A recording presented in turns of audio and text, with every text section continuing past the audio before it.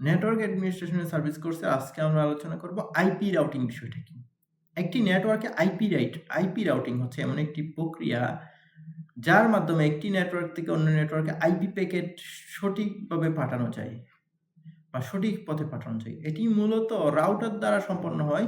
আমরা যে রাউটারে যে রাউটিং টেবল ব্যবহার করি সেখানে কোন আইপি থেকে কোন আইপিতে যাচ্ছে। ধরে নিলাম যে আমার একটা টার্মিনাল আছে, সেটা চট্টগ্রামের টার্মিনাল, আমি চাচ্ছি ঢাকাতে যেতে হবে। ঢাকাতে তো আমাদের যেতে হলে তাহলে আমার ফেনীতে একটা টার্মিনাল আছে, কুমিল্লাতে একটা টার্মিনাল আছে, তারপর নারায়ণগঞ্জে একটা টার্মিনাল আছে।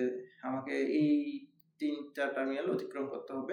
আইপি রাউটিং হচ্ছে মূলত প্রত্যেকটা টার্মিনালে আমার কি আছে, আলাদা আলাদা আইপি অ্যাড্রেস আছে। সেই আইপি অ্যাড্রেস গুলো রাউটিং টেবলে আছে। কোন আইপি থেকে কোথায় গিয়েছে সেটাও রাউটিং টেবলে থাকে এবং আমার ডেস্টিনেশনে শেষ পর্যন্ত পৌঁছাতে পারলো কিনা সেটাও কিন্তু আমার রাউটিং টেবলে থাকে। ধন্যবাদ সবাইকে।